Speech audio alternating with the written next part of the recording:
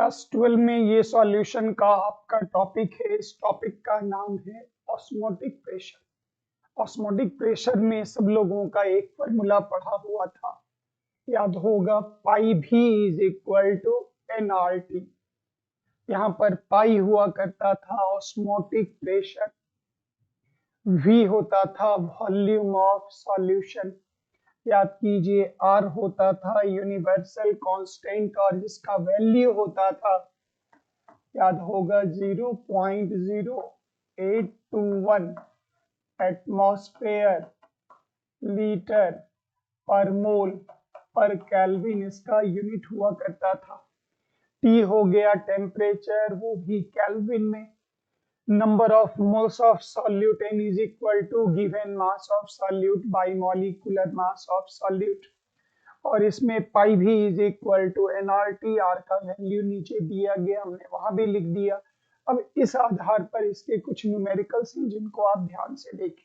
Numerical number 1, first part, एक question दिया गया और ये क्वेश्चन कहता है 25 डिग्री सेल्सियस, रुक जाइएगा, टेम्परेचर 25 डिग्री सेल्सियस मतलब 25 में 273 ऐड कर दीजिए तो ये हो गया 298 केल्विन। टेम्परेचर आपको मिल गया। शुगर का 10% सॉल्यूशन है, इसका मतलब 10 ग्राम शुगर इज प्रेजेंट, चीनी मौजूद है, is present in 100 ml solution. मतलब यहाँ जो भी कॉन्सेंट्रेशन दिया गया होगा, याद रखिएगा, वो होगा W/V। पूरे ऑस्मोटिक प्रेशर में W/V का ही डाटा दिया गया होता। तो यहाँ वॉल्यूम ऑफ सॉल्यूशन कितना हो गया, 100 ml। 100 को 1000 से डिवाइड कर दीजिए तो 1/10 लीटर हो गया। आपको इसमें ऑस्मोटिक प्रेशर मांगा जा रहा, निकालना है। याद कीजिए, 10 ग्राम शुगर मतलब mass of solute is equal to 10 gram. Molecular mass of solute already दिया गया है, चीनी का मास 342 दिया गया है। तो याद कीजिए नंबर ऑफ मोल्स कितना होगा, तो number of mole is equal to given mass by molecular mass. आपको N मिल गया। क्या मांगा जा रहा, पाई निकाले। तो याद कीजिए pi is equal to given mass of solute 10 gram, molecular mass 342 given mass by molecular हो गया। आर का वैल्यू अभी तुरंत आपको पता है 0.0821। टेम्परेचर कितना, 298 केल्विन। टेम्परेचर का वैल्यू आपको दे दिया गया, टेम्परेचर का वैल्यू आपको दे दिया गया। और भी कितना है, तो इज इक्वल टू 1/10 लीटर। तो यहाँ भी को नीचे में ट्रांसफर कर दीजिए, यहाँ भी हुआ, उसके जगह पर कितना लिख दीजिए, 1/10। अब 10 को ऊपर ले जाकर पूरे को सॉल्व कर दीजिए तो आपको एटमॉस्फेयर में पाई का वैल्यू प्राप्त हो जाएगा। पूरे न्यूमेरिकल में हम आपको सॉल्व करके दे देते, आप उसका फाइनल कैलकुलेशन आप खुद से कर लिया करेंगे हर क्वेश्चन में, क्योंकि क्वेश्चन आपको कुछ भी मिल सकता है। नेक्स्ट, अगला एक क्वेश्चन आप देखिए। ये क्वेश्चन कहता है 0 डिग्री सेल्सियस पर मतलब टेम्परेचर 0 मतलब 0 + 273 इज इक्वल टू 273 केल्विन। कहता है 0 डिग्री सेल्सियस पर डेसीमोलर, रुक जाइएगा, डेसीमोलर मतलब 1/10। मोलरिटी का वैल्यू कितना, तो मोलरिटी इज इक्वल टू 1/10। इसको तोड़कर पेयर कीजिए तो 1/10 मोल सॉल्यूट मौजूद होगा कहाँ, 1 लीटर सॉल्यूशन में। इसका मतलब सॉल्यूशन का वॉल्यूम कितना हो जाएगा, इज इक्वल टू 1 लीटर। इसके मोल कितने हो जाएंगे, 1/10। 1/10। अब पाई निकालना है तो याद कीजिए पाई, इस पूरे को मोल ही कर लीजिए, तो वो हो गया nRT/V। n का वैल्यू कितना हो गया, नंबर ऑफ मोल कितना हो गया 1/10, r कितना हो गया 0.0821, T कितना हो गया 273 केल्विन और V कितना हो गया इज इक्वल टू 1 लीटर। पूरे को सॉल्व कर लीजिएगा, आपको ऑस्मोटिक प्रेशर ज्ञात हो जाएगा। नेक्स्ट, अगला एक क्वेश्चन का डाटा यहाँ पर चेक कीजिए। कहता है 2% सॉल्यूशन ऑफ शुगर है जिसका ऑस्मोटिक प्रेशर का वैल्यू दिया गया वो है 1016 ml, लेकिन इसको एटमॉस्फेयर में बदलने के लिए आपको 760 से डिवाइड करना होगा, तब ये वैल्यू किस चीज में आ जाएगा, एटमॉस्फेयर में। क्यों बदलेंगे, क्योंकि आर का ये यूनिट एटमॉस्फेयर, प्रेशर एटमॉस्फेयर में, वॉल्यूम लीटर में, टेम्परेचर केल्विन में और पदार्थ का अमाउंट मोल में हो, तब आप आर का ये यूनिट लगा सकते 0.0821 एटमॉस्फेयर लीटर पर मोल पर केल्विन आप लगा सकते हैं। यहाँ पर कहता है 2% सॉल्यूशन है शुगर का, तो शुगर का, अब यहाँ तो शुगर दिया गया, तो ये नहीं जो मॉलिक्यूलर मास जानते हैं 342 नहीं, इस मॉलिक्यूलर मास को अननोन कर देना, अज्ञात कर देना। अब इस न्यूमेरिकल से निकाल के दिखाना इसका मॉलिक्यूलर मास कितना होगा। 2% सॉल्यूशन का मतलब हो गया मास ऑफ सॉल्यूट कितना हो गया 2 ग्राम। मॉलिक्यूलर मास निकालना है, अननोन कर लीजिए, क्योंकि यहाँ तो शुगर लिख दिया, बहुत न्यूमेरिकल में पदार्थ का नाम नहीं देगा, उसी का मॉलिक्यूलर मास निकालना है। याद कीजिए टेम्परेचर कितना है 15 डिग्री, तो 15 डिग्री सेल्सियस मतलब 15 + 273 is equal to 288 kelvin. Temperature आपको मिल गया। 2% सॉल्यूशन है, इसका मतलब 2 ग्राम सॉल्यूट मौजूद होगा 100 ml सॉल्यूशन में, इसका मतलब हो गया volume of solution 100/1000 is equal to 1/10। अब आपको निकालना है मॉलिक्यूलर मास। यहाँ पर आइए, molecular mass of solute is equal to mass of solute into R into T by, नीचे कर दीजिए pi into V। Mass of solute कितना है 2 ग्राम, R कितना है 0.0821, टेम्परेचर कितना है 288 केल्विन, पाई कितना है, तो पाई हो गया 1016/760 और V कितना है इज इक्वल टू 1/10। ऊपर ले जाकर सॉल्व कर लीजिए, आपको मॉलिक्यूलर मास का पूरा वैल्यू मिल जाएगा। 760 को ऊपर कर दीजिए, 10 को ऊपर कर दीजिए, पूरे को सॉल्व कर दीजिए, कितना ग्राम पर मोल आपको मॉलिक्यूलर मास प्राप्त हो जाएगा। नेक्स्ट आइए अगले क्वेश्चन पर। एक क्वेश्चन आपके पास ये दिया गया, this is very good question, जिसमें मॉलिक्यूलर मास मांग रहा और सॉल्यूशन आइसोटोनिक है। वेरी गुड क्वेश्चन, गौर करिएगा।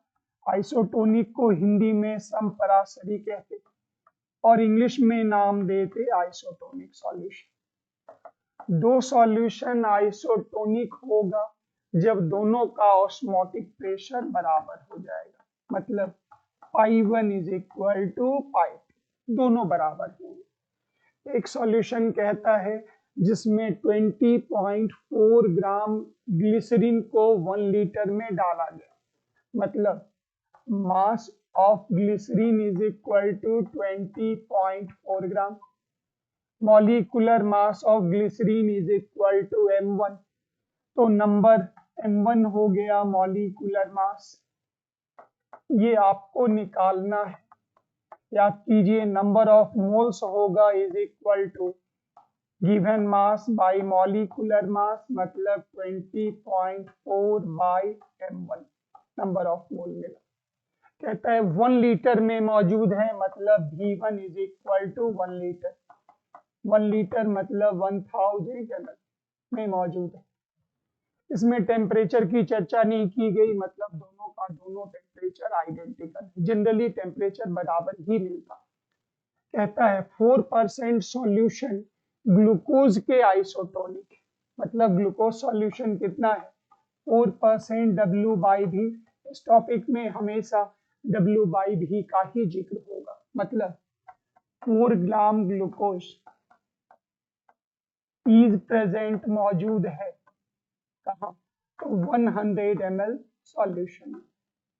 सॉल्यूशन में मौजूद है, मतलब M2 is equal to 4 gram.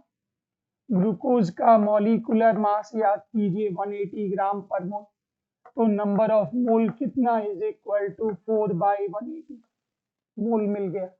Volume कितना तो याद कीजिए V2 is equal to 100 ml, volume मिल गया। दोनों सॉल्यूशन आइसोटोनिक है, तो अभी तुरंत हमने बताया आइसोटोनिक का मतलब हो गया π1 is equal to π2, π1 is equal to π2।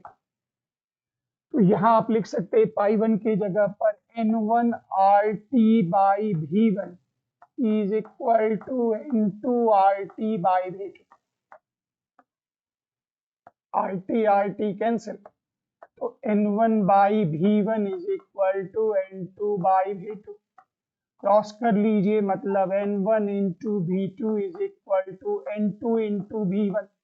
N1 के जगह पर डाल दीजिए 20.4/M1, V2 के जगह पर डाल दीजिए 100 इज इक्वल टू N2 के जगह पर आप डाल दीजिए 4/180 और V1 के जगह पर आप डाल दीजिए 1000।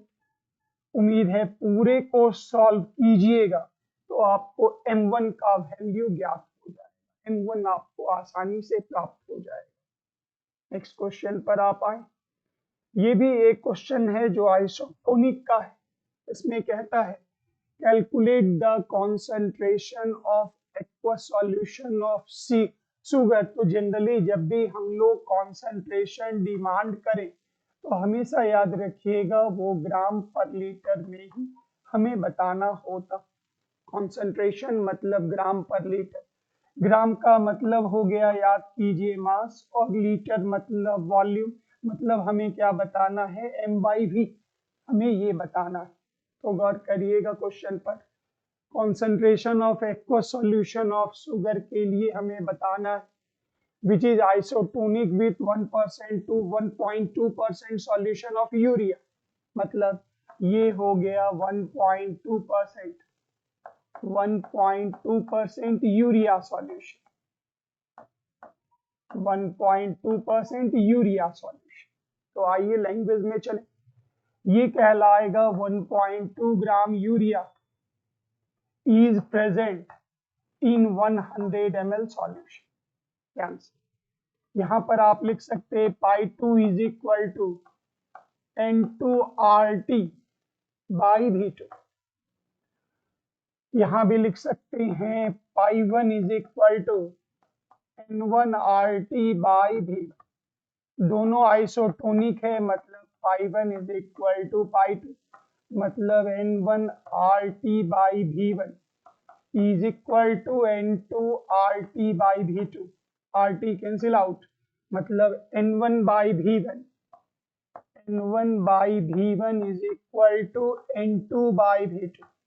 क्वेश्चन कहता है कॉन्सेंट्रेशन बताना है किस चीज में ग्राम पर लीटर।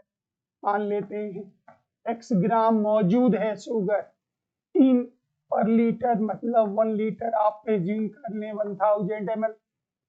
तो यहाँ पर N1 मतलब mass of sugar by molecular mass of sugar याद कीजिए 342, volume V1 is equal to 1000 ml is equal to N2 is equal to याद कीजिए number of mole is equal to given mass by urea का molecular mass. Urea का molecular mass याद होगा 60 by V2 is equal to कितना, तो 100 ml में मौजूद है 100 ml। क्रॉस मल्टीप्लीकेशन कीजिए, आपको x का वैल्यू मिल गया। x क्या हो गया, तो x ग्राम शुगर मौजूद है इन 1000 ml, मतलब पर लीटर, मतलब आप यहाँ कॉन्सेंट्रेशन लिख सकते हैं x ग्राम पर लीटर। क्वेश्चन फिर से एक बार समझिएगा, क्वेश्चन दो भाग में डिवाइडेड है, एक में शुगर सॉल्यूशन लिया गया, एक में यूरिया सॉल्यूशन लिया गया। यूरिया के लिए याद कीजिए मास दिया गया 1.2 ग्राम। यूरिया का मॉलिक्यूलर मास सब लोग जानते हैं 60। यूरिया का मॉलिक्यूलर मास सबको पता है इज इक्वल टू 60। तो नंबर ऑफ मोल्स कितना होगा, इज इक्वल टू 1.2 बाई 60। अब यहाँ पर आरटी वगैरह की कोई आवश्यकता नहीं, क्योंकि जब दोनों सॉल्यूशन आइसोटोनिक है तो आरटी आरटी कैंसिल हो जाएगा। अब N1V1 is equal to N2V2, आराम से वैल्यू डाल करके सॉल्व कर लीजिए, ये प्रॉब्लम आपके सॉल्व हो जाएगी। अगला एक क्वेश्चन हो गया जिसमें आपसे पूछा जा रहा, जो what will be the concentration in gram per litre of A solution, जिसमें केन शुगर के लिए आपको कहा जा रहा जो चीनी का मॉलिक्यूलर मास 342, तो बताइए ग्राम पर लीटर में कितना होगा और टेम्परेचर कितना है 27 डिग्री और ऑस्मोटिक प्रेशर कितना है 2। तो ऑस्मोटिक प्रेशर हो गया 2 एटमॉस्फेयर, टेम्परेचर कितना 27, तो याद कीजिए 27 plus 273 is equal to 300 kelvin. इसमें ग्राम पर लीटर मांगा जा रहा, तो आप मॉलिक्यूलर मास को यहाँ और भी को यहाँ कर दीजिए, मतलब pi into molecular mass of solute is equal to mass of solute by भी, और यहाँ डाल दीजिए आरटी, आरटी को नीचे ले चलिए, मतलब pi into molecular mass of solute by RT is equal to mass of solute by volume. Solute का मास किस चीज में, ग्राम में, वॉल्यूम लीटर में, तो ये आंसर क्या मिल गया, ग्राम पर लीटर। पाई का वैल्यू आप कितना डालेंगे, तो मॉलिक्यूलर मास चीनी का तो दे दिया गया 342, आर दे दिया गया 0.0821 और टी दे दिया गया 300 केल्विन। पूरे को डिवाइड कीजिएगा तो आप आराम से ये बता सकते हैं जो कितना ग्राम 1 लीटर में मौजूद है। आराम से आप इसको सॉल्व करके निकाल सकते हैं। अगला क्वेश्चन आप आइए, कहता है विलियन का स्थिरांक सॉल्यूशन कांस्टेंट बताइए, मतलब इसमें आर बताना है। आर का जो पहले से आप वैल्यू जानते हैं वो आपको नहीं लेना, आर बताना है। तो याद कीजिए आप इसको कैसे सॉल्व कीजिएगा, बहुत इजी है। आप यहाँ लिख दीजिए R is equal to pi into V into molecular mass of solute by, यहाँ पर डाल दीजिए मास ऑफ सॉल्यूट और नीचे दे दीजिए T।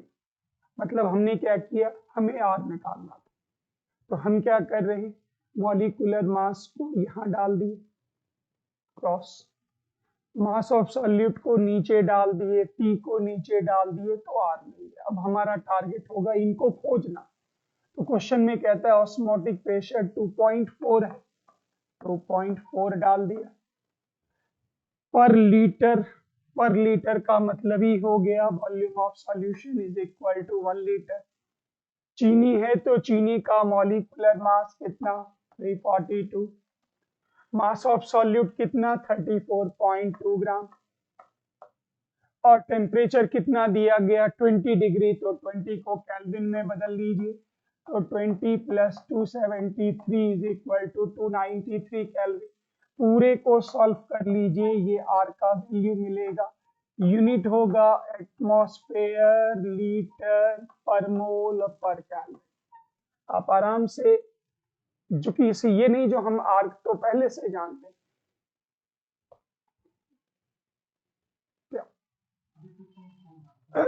32.4 ग्राम। 34.2 ग्राम। ये वैल्यू आप खाली करेक्ट कर लीजिएगा, पूरे को सॉल्व कर लीजिएगा, आपको आइडिया लग जाएगा ये वैल्यू कितना। नेक्स्ट आई अगले क्वेश्चन पर। इसके नेक्स्ट क्वेश्चन ये आपके बन, इस क्वेश्चन को अलग अलग पार्ट में आप डिवाइड कर लीजिएगा। एक में दे दिया गया यूरिया सॉल्यूशन, एक में दिया गया शुगर सॉल्यूशन। तो गौर करिए, कहता है 100 ml 3.4% urea solution. Urea solution कितना है? 3.4%। और शुगर सॉल्यूशन कितना है? 1.6% sugar solution. 1.6% sugar solution. 20 degree पर दोनों को मिक्स किया गया, इसका मतलब टेम्परेचर कितना हो गया? Is equal to 20 degree Celsius, मतलब 20 + 273 is equal to 293 kelvin temperature मिल गया। दोनों का 100 ml लिया गया, 100 cc, इसका मतलब volume 100 ml, volume 100 ml, PCML identical. Total volume कितना हो गया?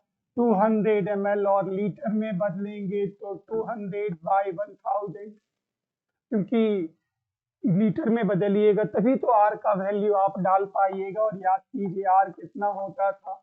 0.0821 एटमॉस्फेयर लीटर पर मोल पर केल्विन। अब यहाँ पे मास दिया जा रहा, गौर करिए 3.4 ग्राम, 4 ग्राम।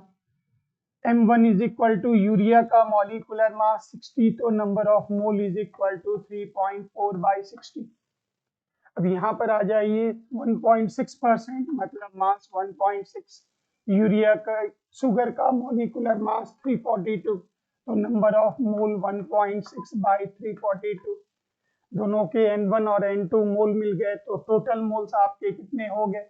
तो 3.4/60। और फिर आप इसमें ऐड कर दीजिए कितना? 1.6/342। तो ये आपको टोटल मोल्स मिल गए, मतलब ये आपको N मिल गया। टोटल वॉल्यूम मिल गया, मतलब V मिल गया। तो आपको N मिल गया, V मिल गया, R आपको पहले से पता है, और टेम्परेचर T तो आपको 293 मिल गया। कहता है ऑस्मोटिक प्रेशर बताएं इज इक्वल टू nRT/V। तो N आपके पास टोटल मोल्स ऐड करके वैल्यू बैठाई, R का वैल्यू बैठाई, T 293 केल्विन हुआ, V बैठा दीजिए और पूरे को सॉल्व कर दीजिए। You will get the osmotic pressure. इस क्वेश्चन के पूरे हिस्से में जो भी चीज हम डील कर रहे हैं उसमें खाली इतना ध्यान रखिएगा, जो कैलकुलेशन के पार्ट को खाली आप अच्छे से सॉल्व कर लीजिएगा, कैलकुलेशन में धीरे धीरे सावधानी से। बाकी इसके न्यूमेरिकल में एक ही फॉर्मूला है, वो है पाई भी इज इक्वल टू nRT। ज्यादातर हम टीचर का दो डिमांड होता, एक ऑस्मोटिक प्रेशर पाई निकालो, और दूसरा मॉलिक्यूलर मास ऑफ सॉल्यूट निकालो। हम टीचर का ये दो पसंदीदा क्वेश्चन होता। Thank you very much. जय हिंद।